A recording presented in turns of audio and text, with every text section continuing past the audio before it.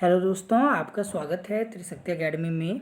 और आज हम डिस्कस करेंगे एडवांस मशीन डिज़ाइन के मोस्ट इम्पॉर्टेंट क्वेश्चंस, जो कि आपके एग्जामिनेशन पॉइंट ऑफ व्यू से बहुत ही इंपॉर्टेंट है स्टूडेंट। इससे पहले देखिए हम 4 सब्जेक्ट के इंपॉर्टेंट क्वेश्चंस की वीडियो भी आपके लिए बनाई थी। उसी से आपको पता है मोस्ट जो एग्ज़ाम है उसी तरीके से आपका एग्ज़ाम आया, वही क्वेश्चन आपको एग्ज़ाम में देखने के लिए मिले हैं। और स्टूडेंट्स के देखिए बहुत ही ज़्यादा यहाँ पर स्टूडेंट्स ने रिक्वेस्ट की थी कि एडवांस मशीन डिज़ाइन की वीडियो देखिए आप एग्ज़ाम से 2 दिन पहले डाल दीजिए, जिससे देखिए थोड़ा पढ़ने का समय मिले। तो स्टूडेंट देखिए यहाँ पर हमने आपके लिए एडवांस मशीन डिज़ाइन की यानी आज 2 दिन पहले ही आपके लिए वीडियो यहाँ पर लेकर आ गए हैं, जिससे आप जो है इन टॉपिक्स को प्रैक्टिस कर लें। पेपर से पहले देखिए आप ये ज़रूर पढ़ कर जाइए, इसी तरीके के एग्ज़ाम आपको देखने के लिए मिलेगा स्टूडेंट। तो सबसे पहले सिलेबस यहाँ पर डिस्कस कर लेते हैं, कितने चैप्टर हैं।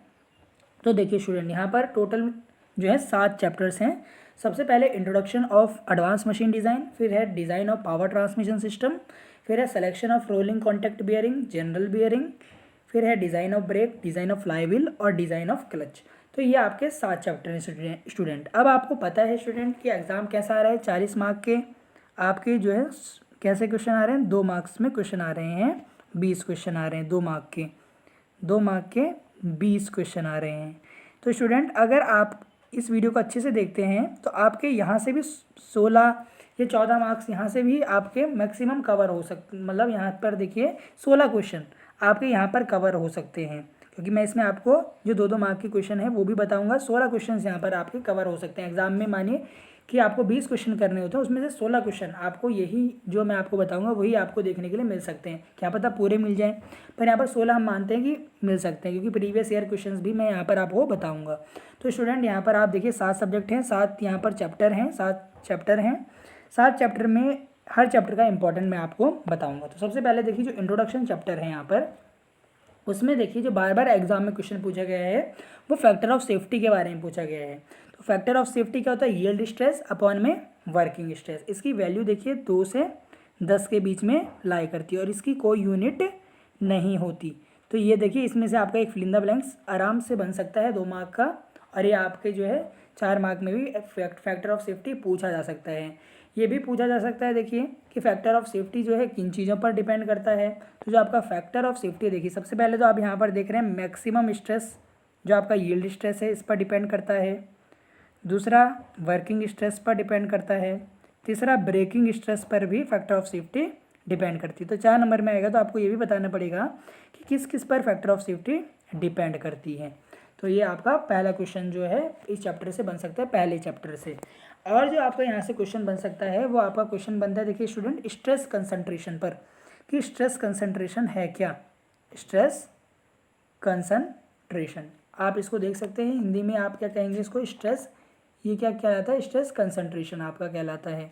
स्ट्रेस कंसंट्रेशन क्या होता है स्टूडेंट, जहाँ पर देखिए आपका एरिया में कहीं पर देखिए चेंज आ जाए, तो वहाँ पर देखिए जहाँ पर एरिया देखिए चेंज होगा तो वहाँ पर क्या होगा, स्ट्रेस क्या हो जाएगा, यहाँ पर देखिए स्ट्रेस क्या हो जाएगा, यहाँ पर कम हो जाएगा।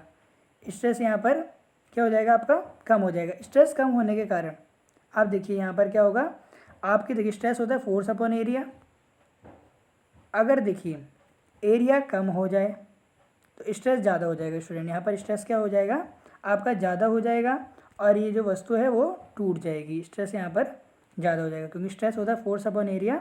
अगर एरिया घटता है तो स्ट्रेस आपका ऑटोमेटिकली बढ़ जाएगा।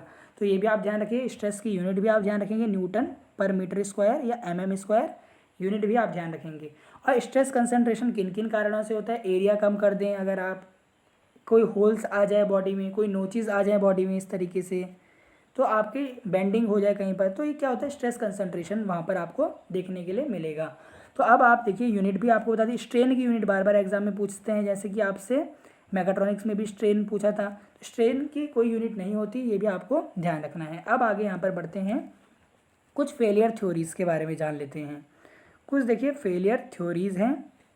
देखिए फेलियर थ्योरीज का अर्थ है, देखिए जब आप मटेरियल पर देखिए फोर्स अप्लाई करते हैं तो मटेरियल क्या होता है, फेल हो जाता है। मानिए कोई यहाँ पर बॉडी है, इस पर आपने देखिए इस तरीके से टेंसाइल फोर्स लगाया, टेंसाइल फोर्स लगाने के कारण ये बॉडी फेल होगी। तो उसी सिद्धांत पर देखिए अलग अलग जो है थ्योरीज हैं। सबसे पहले मैक्सिमम प्रिंसिपल स्ट्रेस थ्योरी या रैंकाइन थ्योरी। ये जो थ्योरी है ये स्पेशली ब्रिटल मटेरियल के लिए, ये भी फिल इन द ब्लैंक्स में पूछा जा सकता है कि ये थ्योरी किसके लिए, ब्रिटल मटेरियल के लिए है, यानी जो आपके भंगुर मटेरियल होते हैं, भंगुर जो पदार्थ होते हैं उनके लिए होता है। फिर देखिए मैक्सिमम शियर स्ट्रेस थ्योरी, या इसको आप गैस थ्योरी भी कहते हैं। तो ये गैस थ्योरी किसके लिए होती है, डक्टाइल मटेरियल के लिए होती है। ये सीधा फिल इन द ब्लैंक्स में आपसे पूछा जा सकता है कि रैंकाइन थ्योरी किस मटेरियल के लिए होती है और गैस थ्योरी किस मटेरियल के लिए होती है, डक्टाइल मटेरियल के लिए। और फिर होती है नॉर्मल स्ट्रेन थ्योरी, जिसको आप सेंट वेटेंट थ्योरी भी बोलते हैं, और मैक्सिमम स्ट्रेन, एक देखिए स्ट्रेन होती है और एक स्ट्रेन एनर्जी थ्योरी होती है। तो 4 थ्योरीज होती है मेनली।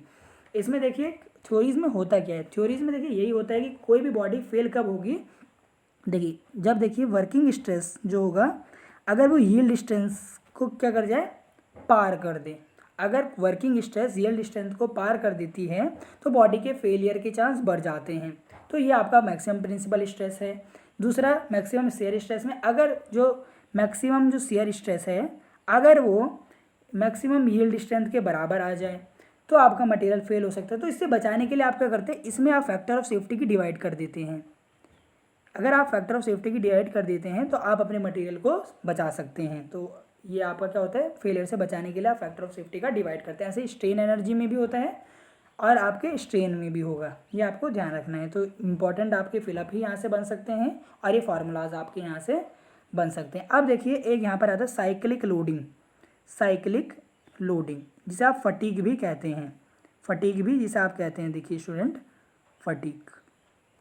तो देखिए साइक्लिक लोडिंग और फटीग क्या होती है, जब भी किसी बॉडी पर कंटिन्यूसली लोड लगता रहे, उस पर कंटिन्यूसली अल्टरनेटिव तरीके से इस प्रकार से आपके बॉडी पे लोड लग रहा है तो ये बॉडी क्या होती है, अपनी यील्ड स्ट्रेंथ से नीचे ही फेल हो जाएगी।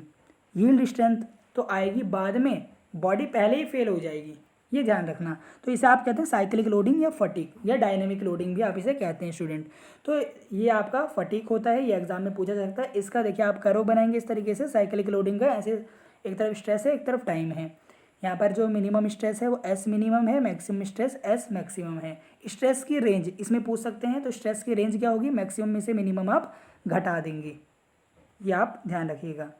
और यहाँ पर आप देखिए स्ट्रेस का जो रेशियो है तो मिनिमम अपॉन मैक्सिमम दे रखा है, क्या है, मिनिमम अपॉन मैक्सिमम। ये क्या होता है, स्ट्रेस का यहाँ पर रेशियो होगा। स्ट्रेस का क्या होगा स्टूडेंट, रेशियो होगा मिनिमम अपॉन मैक्सिमम, ये आपको ध्यान रखना है स्टूडेंट। अब यहाँ पर देखिए ये साइक्लिक लोडिंग हो गई। अब एक आता है impact loading. Impact loading important है, देखिए बहुत ज़्यादा।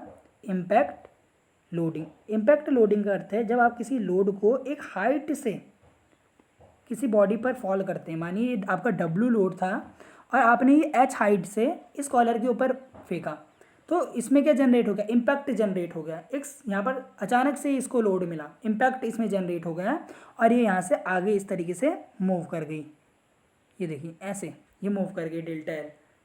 तो आप यहाँ पर देखिए इम्पैक्ट लोडिंग इसे आप कहेंगे कि जब आप किसी हाइट से किसी बॉडी के ऊपर देखिए कोई लोड अप्लाई करते हैं तो वहाँ पर कौन सी लोडिंग होती है, इम्पैक्ट लोडिंग होती है।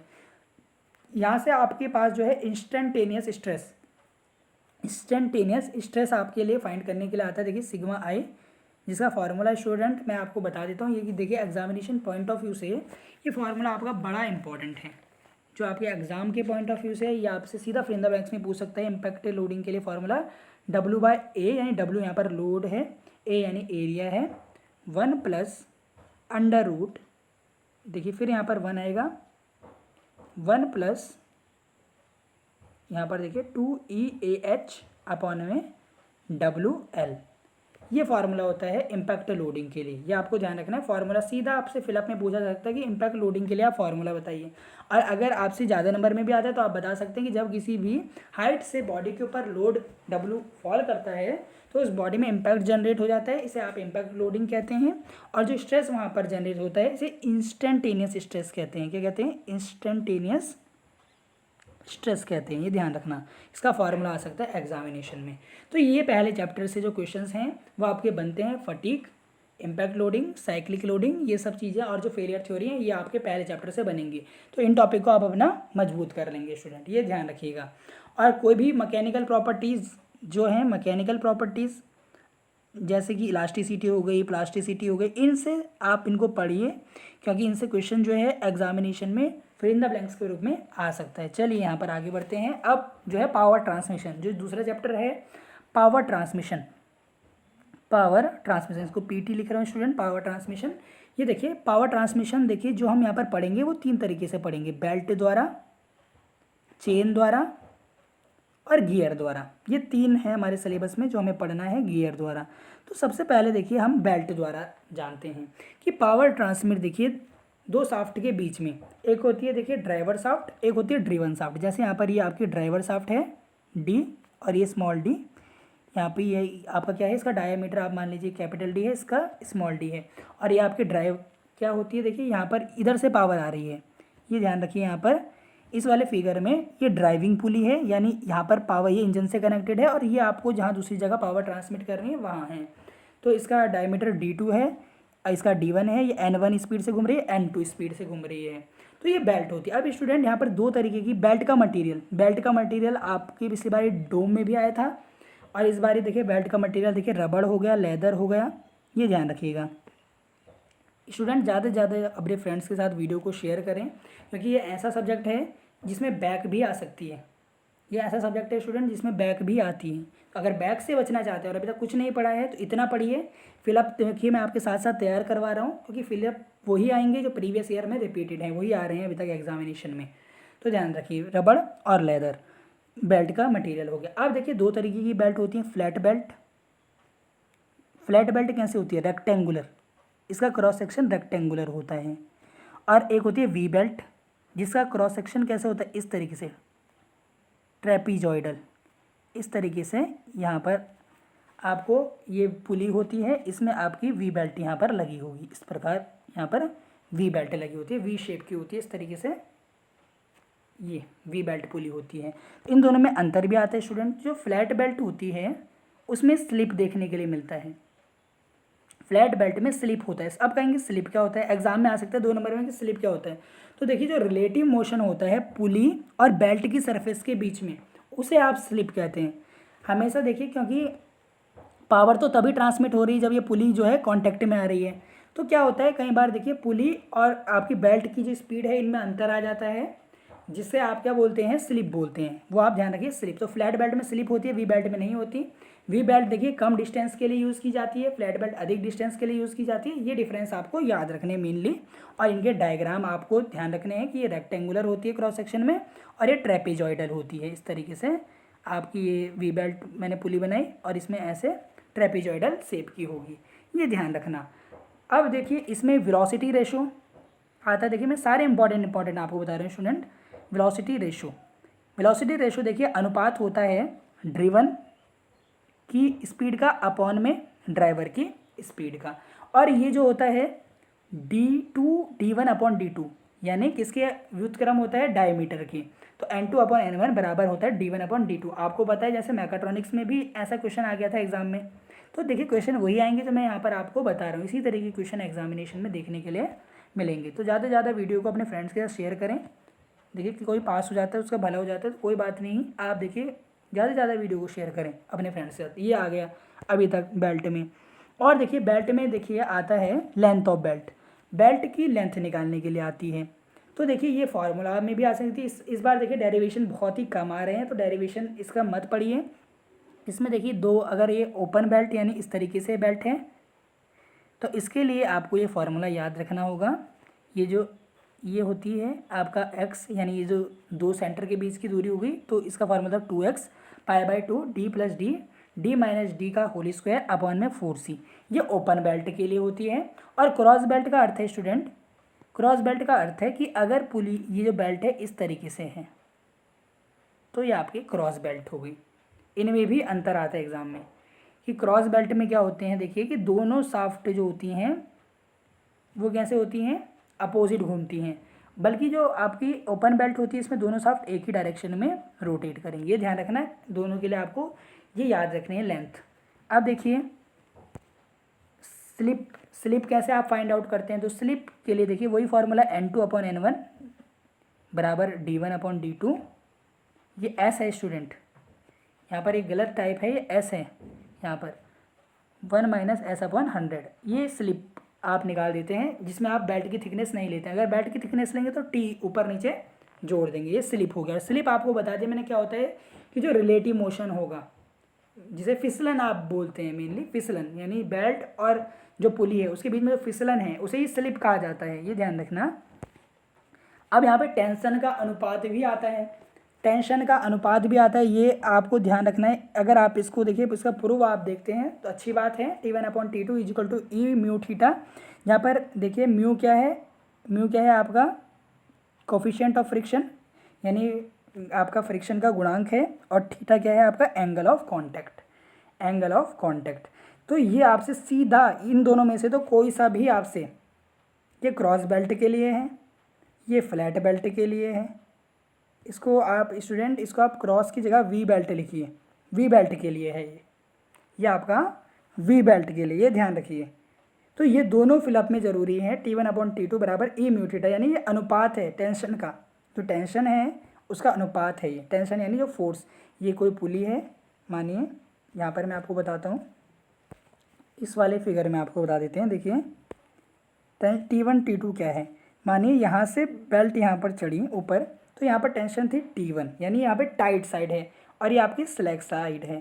तो ये T1 या टाइट साइड में टेंशन है और T2 स्लैक साइड, यानी जहाँ पर ढीली साइड है वहाँ पर टेंशन है। तो इन दोनों का अनुपात ही आपका फ्लैट बेल्ट के लिए ई की पावर म्यू थीटा होता है, और वी बेल्ट के लिए T1/T2 ई म्यू थीटा कोसेक बीटा आप बोल दें, या कोसेक अल्फ़ा आप इसे बोल सकते हैं। तो ये दोनों आपको ध्यान रखने स्टूडेंट। ज़्यादा से ज़्यादा वीडियो को आप शेयर करते रहिए अपने फ्रेंड्स के साथ, पूरी वीडियो देखिए, ऐसे नहीं 5 मिनट वीडियो देखिए, क्योंकि उससे कोई फ़ायदा नहीं है। अब देखिए, अब यहाँ पर आता है चेन ड्राइव, बेल्ट ड्राइव, इतना ही पूछा जाएगा बेल्ट ड्राइव से। अब देखिए चेन ड्राइव में क्या होगा, चेन ड्राइव में देखिए 2 कंपोनेंट होते हैं मेन। मानिए ये आपका, इसमें भी आपका ड्राइवर है, इस तरीके से देखिए स्टूडेंट, यहाँ पर इस तरीके से चेन में स्प्रॉकेट कटे होते हैं, ये आपकी ड्राइवर है, और यहाँ पर ये आपकी ड्रीवन है, ये हमने माना ये ड्रीवन है, ये आपका ड्रीवन है। और इनके बीच में क्या लगी हुई है, चेन लगी हुई है, इस तरीके से ये चेन है जिसमें लिंक होते हैं, इस तरीके से मानिए ये चेन हो गई, ये चेन हो गई, ये ध्यान रखना। तो एक कंपोनेंट होता है स्प्रॉकेट जिस पे दांत कटे होते हैं, फिल इन द ब्लैंक्स में भी पूछा जा सकता है स्प्रॉकेट, और ये दूसरा होता है चेन। तो एग्ज़ाम में स्टूडेंट कभी इसका डेरिवेशन या इसकी डिज़ाइन आई नहीं है, केवल आया है पिछले साल भी आपने एग्जाम में देखो एडवांटेज और डिसएडवांटेज। इस बार एडवांटेज डिसएडवांटेज बहुत आ रहे हैं एग्जाम में। तो इसका एडवांटेज क्या होता है, देखिए इसमें स्लिप नहीं होती, पहला यहाँ पर कोई फिसलन नहीं होगी स्प्रॉकेट और चेन के बीच में। दूसरा, यहाँ पर ये अच्छी स्पीड से मूव होता है, इसकी लाइफ अच्छी होती है बेल्ट की तुलना में। इंस्टॉल इसको आसानी से आप देखिए इस ब्रॉकेट में चढ़ा भी सकते हैं, इसको रिपेयरिंग भी इसकी आसान है, इजी टू इंस्टॉल है, इसको आसानी से चढ़ा भी सकते हैं। और ये ज़्यादा पावर को ट्रांसमिट करती है लंबाई पर, ये अधिक लंबाई पर, सबसे अधिक लंबाई पर आपकी जो होती है चेन जो होती है पावर को ट्रांसमिट करती है, चेन फिर पुली वो बेल्ट, मतलब ये ध्यान रखिए। अब इसके डिसएडवांटेज क्या होते हैं कि देखिए ये नॉइज़ी होती है, नॉइज़ी यानी आपने देखा होगा कि जैसे आप साइकिल चलाते हैं तो अगर आप चेन में लुब्रिकेशन नहीं करते टाइम पे तो उससे आवाज़ आने लगती है, इसको लुब्रिकेशन की आवश्यकता होती है और इसका भार अधिक होता है। तो ये सब क्या होते हैं, ये डिसएडवांटेज होते हैं, ये आपको ध्यान रखना है पावर ट्रांसमिशन चैप्टर से। तो ये आपके एक हो गया पावर ट्रांसमिशन चैप्टर। अब पावर ट्रांसमिशन में अब एक आता है गियर। तो गियर स्टूडेंट जो आपको पढ़ना है मेन वो स्पर गियर है। स्पर गियर क्या होता है, सबसे पहले मैं आपको बताता हूँ। स्पर गियर वो गियर होता है जो कि 2 पैरेलल शाफ्ट को आपस में कनेक्ट करता है। मानिए ये एक शाफ्ट है और एक ही शाफ्ट है जो आपस में देखिए जिनकी दूरी बहुत कम है, एक ही इस डायरेक्शन में रिवॉल्व करेगा, एक इस डायरेक्शन में आपका गियर रिवॉल्व करेगा। तो स्पर गियर क्या होता है, जिसमें 2 पैरेलल शाफ्ट आपस में कनेक्टेड होती हैं उसको आप क्या कहते हैं, स्पर गियर कहेंगे। क्या कहेंगे, स्पर गियर स्टूडेंट आप इसे कहेंगे। इसका साइड व्यू अगर आपको बनाना है तो इस तरीके से इसका साइड व्यू होता है, ये देखिए 2 पैरेलल शाफ्ट, 2 समांतर जो आपकी शाफ्ट होती हैं उनको जोड़ने के लिए स्पर गियर का इस्तेमाल किया जाता है। गियर जो होता है आपकी पॉजिटिव ड्राइव होती है, ये भी एग्जाम में पूछा जा सकता है। फिल इन द ब्लैंक्स भी देखिए मैं आपको साथ साथ बताता जा रहा हूँ, हो सकता है कि 40 नंबर तो आपके यहीं से आ जाए आसानी से, पॉजिटिव ड्राइव है, ये आप ध्यान रखना। अब यहाँ पर देखिए नॉमेनक्लेचर कई बार एग्जामिनेशन में पूछा गया है। तो देखिए यहाँ पर आप 2 दांत बनाएंगे एग्जामिनेशन में इस तरीके से, ये आपने मशीन ड्राइंग में भी पढ़ रखा है। जी सबसे आपकी देखिए जो बीच से लाइन जा रही है इसको आप बोलते हैं pitch circle diameter, pitch circle diameter. देखिए स्टूडेंट कोई भी गियर जो बनाया जाता है वो according to pitch circle diameter ही बनाया जाता है। तो जो साइज़ होता है गियर का वो पिच सर्कुलर डाया से रिप्रेजेंट होता है। ये भी फिल इन द ब्लैंक्स में सकता है। साइज ऑफ गियर जो होता है वो किससे दर्शाया जाता है? पिच सर्कुलर डाया से। एक होता है यहाँ पर पिच सर्कल। पिच सर्कल क्या होता है? एक इमेजिनरी सर्कल जिसका अबाउट रोलिंग होती है, उसे आप क्या कहते हैं? पिच सर्कल कहते हैं। सबसे ऊपर वाला जो सर्कल होता है अडेंडम, जो सबसे नीचे वाला होता है डिडेंडम सर्कल कहते हैं। देखिए पिच सर्कल से और आपके आउटर सर्कल तक की जो दूरी होती है उसे अडेंडम कहते हैं, और जो नीचे वाला सर्कल होता है उस तक की दूरी को आप क्या कहते हैं? डिडेंडम कहते हैं। एक यहाँ पर एक सर्कल बना नहीं रखा, वो होता है देखिए क्लियरेंस। देखिए क्लियरेंस, क्लियरेंस क्या होती है? जहाँ पर मानिए ये तो आपके नीचे के गियर हैं, ऊपर से ये गियर आपका आ रहा है, ये गियर आया इस तरीके से, तो जो यहाँ पर जगह बच गई दोनों गियर के बीच में, इसे आप क्लियरेंस बोलेंगे। यानी ये दो जब गियर आपस में मिले तो इनके बीच में जो जगह रह गई उसे आप क्या बोलेंगे? क्लियरेंस बोलेंगे। क्या बोलेंगे? क्लियरेंस बोलेंगे। जो ऊपर का पार्ट होता है इसको आप क्या बोलते हैं? फेस।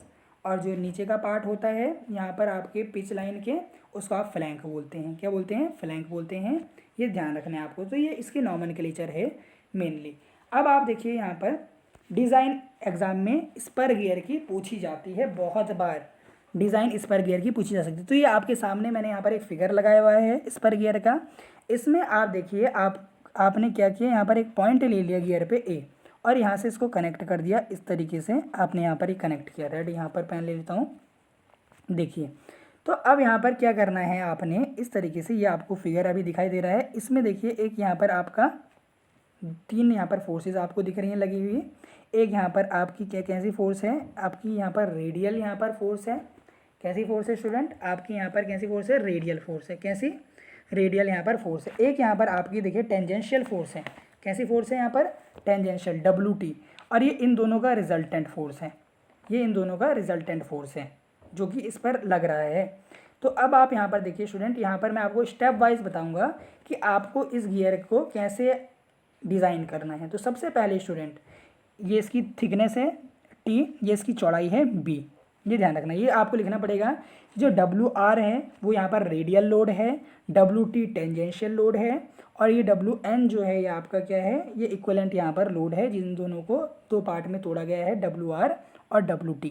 ये ध्यान रखना, ये आपको ध्यान रखना है। इंपॉर्टेंट यहाँ पर ये बात बता रहा हूँ आपको, ये आपको ध्यान रखना। अब सबसे पहले आप क्या निकालेंगे? वेलोसिटी। स्टेप 1 में आप निकालेंगे वेलोसिटी, जो क्या होती है? पाई dN/60। ये होगी बिल्कुल।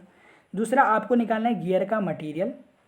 मटेरियल क्या होगा गियर का? ये आपको याद करना पड़ेगा एज इट इज़। मटेरियल क्या होता है? देखिए अगर आप लो स्पीड पे गियर चल रहा है तो कास्ट आयरन आप लेंगे, और अगर हाई वेलोसिटी है तो आप कौन सा लेंगे?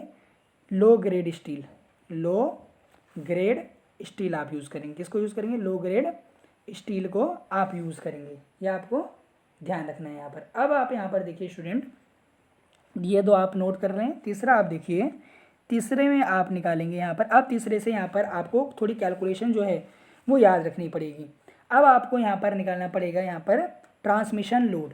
क्या निकालना पड़ेगा? अब आपको ट्रांसमिशन लोड निकालना पड़ेगा। क्या निकालना पड़ेगा? Transmission load. इसको आप बोल सकते हैं, क्या बोल सकते हैं? ट्रांसमिशन लोड, या इसको आप बोल सकते हैं टेंजेंशियल लोड भी आप इसे बोल सकते हैं। ये WT आप इसको निकाल रहे हैं तो इसको आप टेंजेंशियल लोड भी बोल सकते हैं, टेंजेंशियल लोड। ये कैसे निकालेंगे? स्पर्शीय भार, ये आप निकालेंगे देखिए FT बराबर, आप इसको निकालेंगे 1000 इंटू P इंटू C/V। अब आप कहेंगे ये क्या है? तो P पावर है, V वेलोसिटी, और C आपका है सर्विस फैक्टर, सेवा गुणांक आप इसे हिंदी में बोलेंगे, सर्विस फैक्टर है। तीसरा स्टेप हो गया। चौथे स्टेप में आपको यहाँ पर निकालना है स्टूडेंट, ये डिज़ाइन देखिए स्टूडेंट आपको याद रखनी पड़ेगी। ये डिज़ाइन देखिए डेरिवेशन है मतलब पूरा, पर यहाँ पर केवल जो है डेरिवेशन है, पर हम यहाँ पर आपको क्या बता रहे हैं इसको देखिए मैं क्या कर देता हूँ, पोर्ट्रेट लॉक यहाँ पर लगा देते हैं।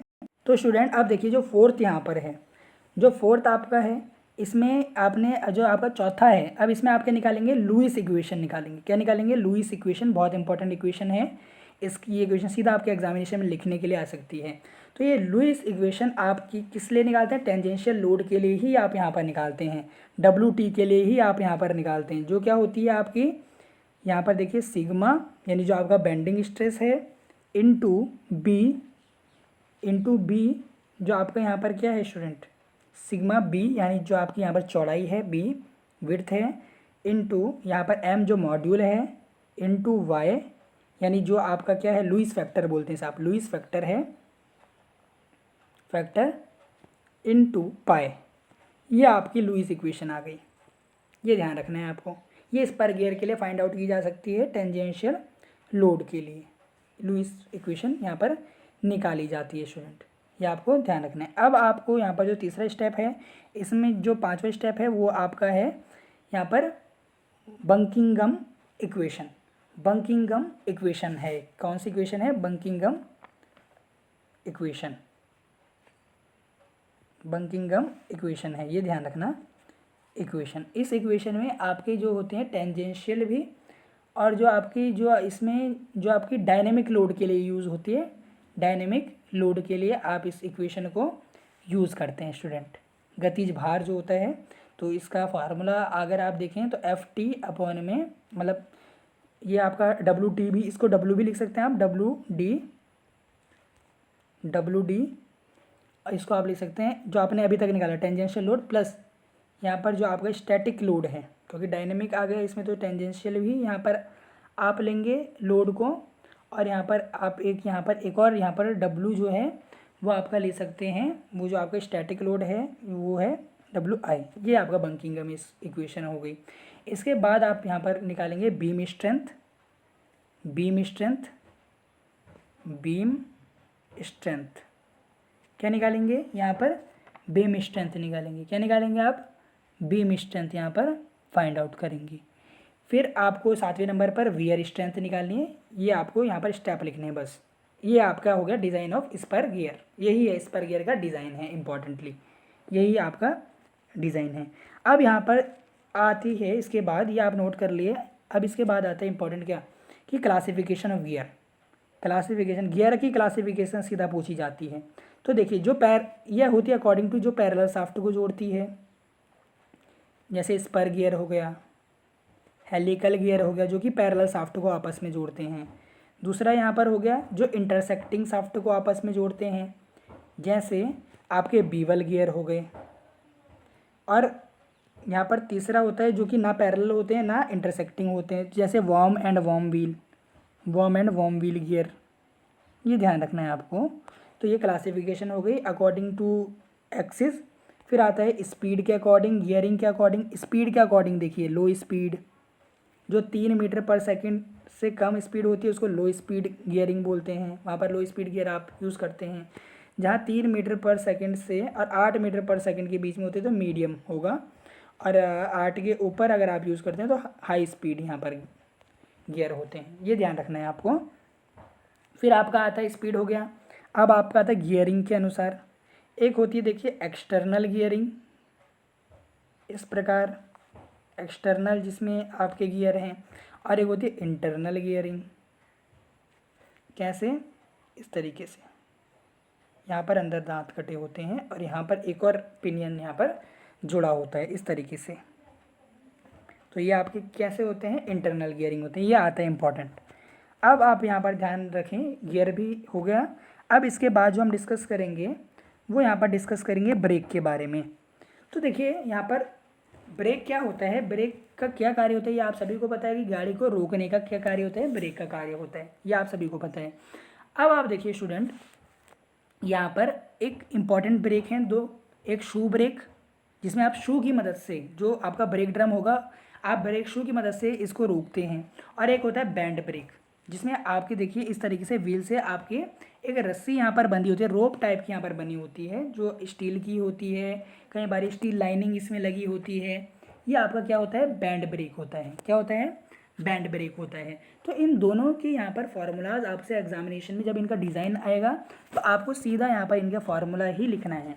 तो इसमें मैं आपको बता देता हूँ स्टूडेंट, यहाँ पर ये एक लीवर है, ओ यहाँ से लेकर यहाँ तक ये आपका लीवर है, ये आपका व्हील है और ये आपका शू है, ये 3 पार्ट है इंपॉर्टेंट। अब देखिए जब आपको ब्रेक अप्लाई करना है तो ये आप पी फोर्स इस पर लगाएंगे और फिर आपका व्हील क्या हो जाएगा, रुक जाएगा, फिर आपका व्हील क्या होगा, रुक जाएगा। तो स्टूडेंट यहाँ पर आपको ये पी जो फोर्स जो आपने लगाई है ये निकालनी होती है। तो इसका फॉर्मूला स्टूडेंट आप ध्यान रखेंगे, ये आर एन जो रिएक्शन है, अगर आपका जो क्लॉकवाइज डायरेक्शन में है, अगर आपका स्टूडेंट यहाँ पर कैसा है क्लॉकवाइज डायरेक्शन, तो x minus mu A upon में x minus mu A upon में एल, यानी आर एन क्या होगा रिएक्शन, एक्स क्या हो गई यहाँ से लेकर यहाँ तक की डिस्टेंस, यानी आपके पाइवट से लेकर यहाँ पर पाइवटेड है और बिल्कुल जो सेंटर है गियर का, मतलब गियर का नहीं यहाँ पर व्हील का, इसके बीच की जो डिस्टेंस है वो एक्स है माइनस म्यू है। ये फार्मूला ध्यान रखेंगे। अगर आपका व्हील क्लॉकवाइज डायरेक्शन में मूव कर रहा है, क्लॉकवाइज डायरेक्शन में आपका अगर जो यहाँ पर व्हील मूव कर रहा है तो यहाँ पर एक्स प्लस हो जाएगा बस, ये क्लॉकवाइज के लिए, अगर माइनस होगा तो एंटी क्लॉक हो, मतलब आपके क्लॉकवाइज के लिए आएगा माइनस, एंटी क्लॉक के लिए आएगा प्लस, ये ध्यान रखना है आपको। और जहाँ पर प्लस आएगा वो आपका सेल्फ एनर्जाइजिंग ब्रेक है, यानी आपको फोर्स लगानी पड़ेगी ब्रेक को अप्लाई करने के लिए, टायर को रोकने के लिए फोर्स लगानी पड़ेगी यहाँ पर। तो ये यहाँ पर दो फार्मूलाज आपको याद रखने हैं, बस प्लस माइनस का डिफरेंस है। एक यहाँ पर होता है रोप सेम है, एक पाइवटेड है यहाँ पर एक रोप से और एक दूसरे पॉइंट से पाइवटेड है। इस साइड देखिए टेंशन T1 है, टेंशन यानी जो आपकी अधिक टेंशन होगी, मोर टेंशन, जब आपका देखिए क्लॉकवाइज डायरेक्शन में मूव कर रहा है, जब ये आपका क्लॉकवाइज डायरेक्शन में आपका जो है व्हील मूव कर रहा है, कैसी डायरेक्शन में, क्लॉकवाइज मूवमेंट कर रहा है, तो देखिए यहाँ पर टॉर्क कैसे निकालेंगे आप, जो टॉर्क होगा वो आप निकालेंगे T1 माइनस T2, देखिए क्योंकि टेंशन ज़्यादा माइनस कम इंटू आर जो रेडियस है, ऐसे ही आप देखिए मोमेंट निकालते हैं। यही आपका फार्मूला हो गया, यही आपका फार्मूला हो गया।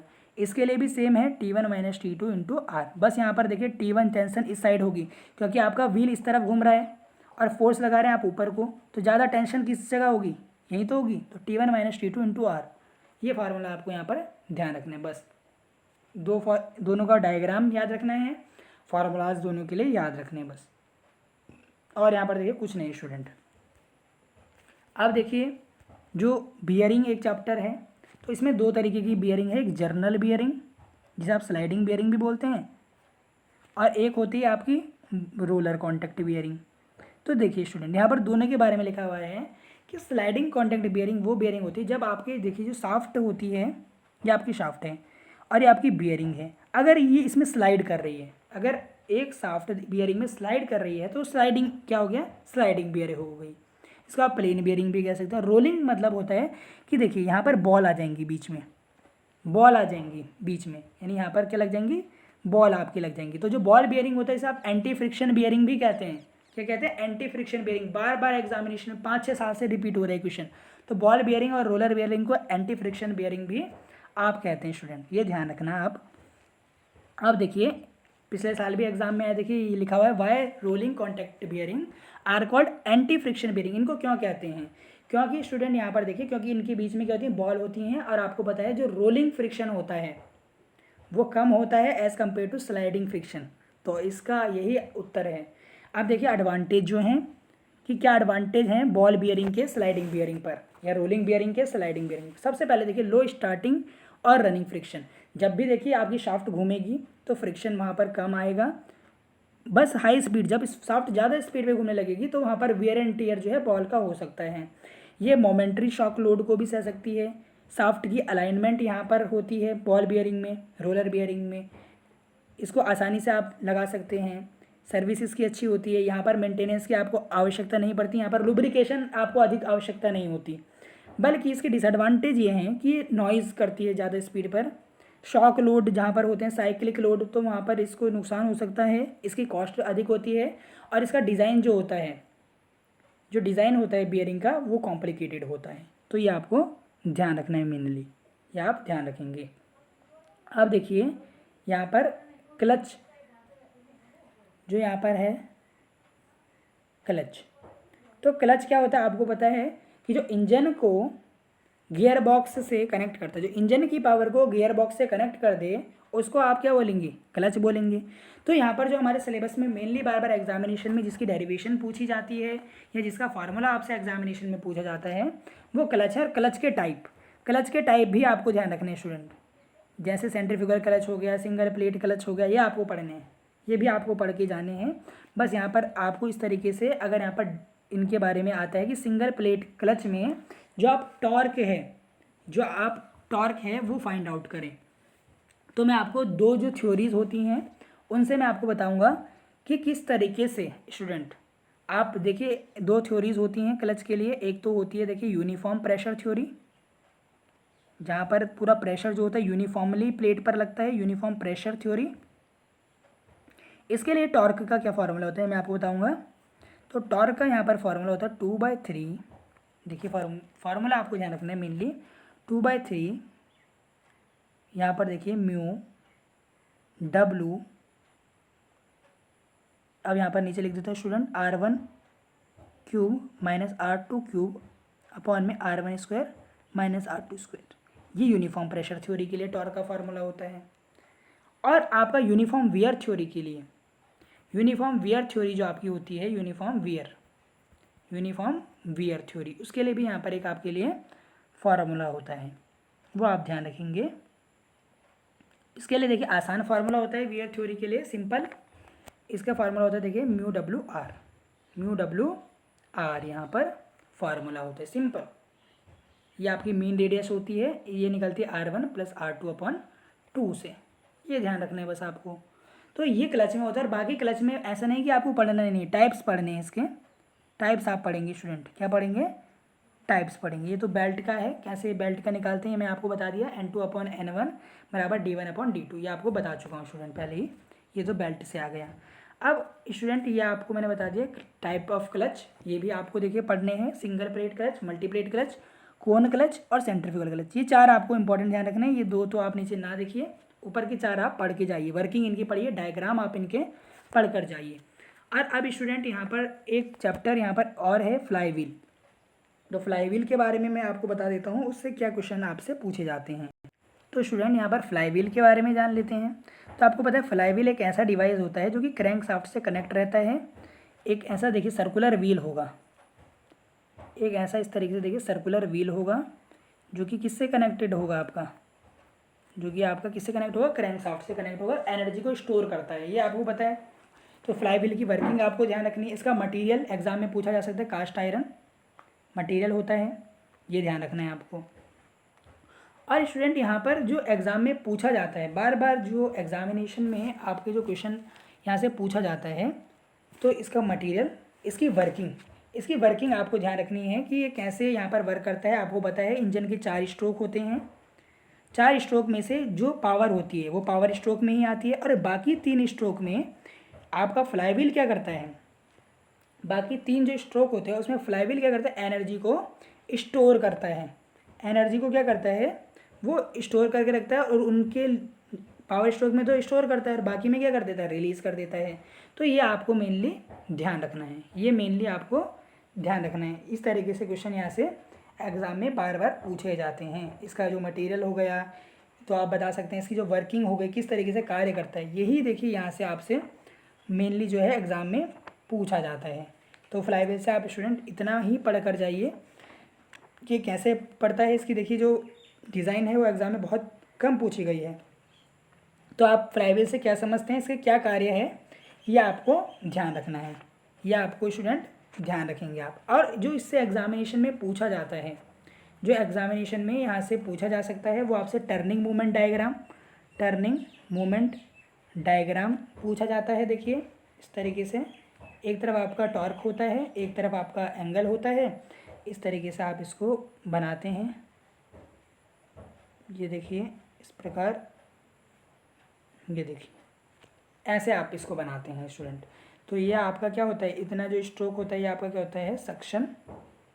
ये आपका होता है कंप्रेशन, ये क्या होता है आपका? कंप्रेशन। और ये आपका क्या होगा? पावर। और ये आपका होगा एग्जॉस्ट। तो ये 4 स्ट्रोक आपको बताने होते हैं। इसमें आपको बताने होते हैं टी मीन है, इससे ऊपर जो एनर्जी आती है वो स्टोर हो जाती है, बाकी सारी वर्क होती है। तो ये आपको फ्लाई व्हील में मेनली ध्यान रखना है, ये आपको मेनली जो है फ्लाई व्हील में ध्यान रखना है। और जो इसमें आपका आता है coefficient of fluctuation of speed. तो फ्लक्चुएशन ऑफ स्पीड क्या होता है? जो आपका फ्लक्चुएशन ऑफ स्पीड होता है वो क्या होता है? N1 माइनस N2, यानी जो स्पीड का अनुपात हो, मतलब डिफरेंस होगा, वही तो फ्लक्चुएशन होगी। और अगर coefficient of fluctuation of speed पूछ ले तो N1 माइनस N2 अपॉन में मीन स्पीड, यानी डिफरेंस इन स्पीड अपॉन में मीन स्पीड, ये आपका क्या कहलाता है, फ्लक्चुएशन ऑफ स्पीड कहलाता है। ये भी बार बार एग्जाम में पूछा गया है, 2 मार्क के लिए भी इंपॉर्टेंट है स्टूडेंट। तो इतना आप पढ़ लें, यही देखिए बहुत ही ज़्यादा हो जाएगा, काफ़ी सफिशिएंट है जितना मैंने आपको बताया। अगर आप इसकी अच्छे से प्रैक्टिस करते हैं 2-2 नंबर के, देखिए यूँ तो मैं आपको सारे ही बता चुका हूँ जो 2-2 नंबर के आएंगे। तो आप मानिए अगर 40 में से आप इसमें से ज़्यादा से ज़्यादा 30-32 भी स्कोर करते हैं तो यहीं देखिए पास हो जाते हैं। और जो बाकी क्वेश्चंस हैं वो मैंने आपको बता दिए, जैसे बेल्ट से बता दिए कौन कौन से क्वेश्चन आपको पढ़ने हैं, तो ये इंपॉर्टेंट है। तो स्टूडेंट आप इसी तरीके से देखिए, वीडियो को ज़्यादा से ज़्यादा अपने फ्रेंड्स के साथ शेयर कर दें, क्योंकि आपका लास्ट एग्जाम है। ज़्यादा से ज़्यादा स्टूडेंट्स के साथ शेयर कर दें वीडियो को, सब्सक्राइब कर दें स्टूडेंट हमारे चैनल। और कोई भी क्वेरी हो तो आप कमेंट करें, और अगर देखिए आपको वीडियो अच्छी लगी हो तो लाइक कर दें, ज़्यादा से ज़्यादा शेयर करें। बहुत बहुत धन्यवाद।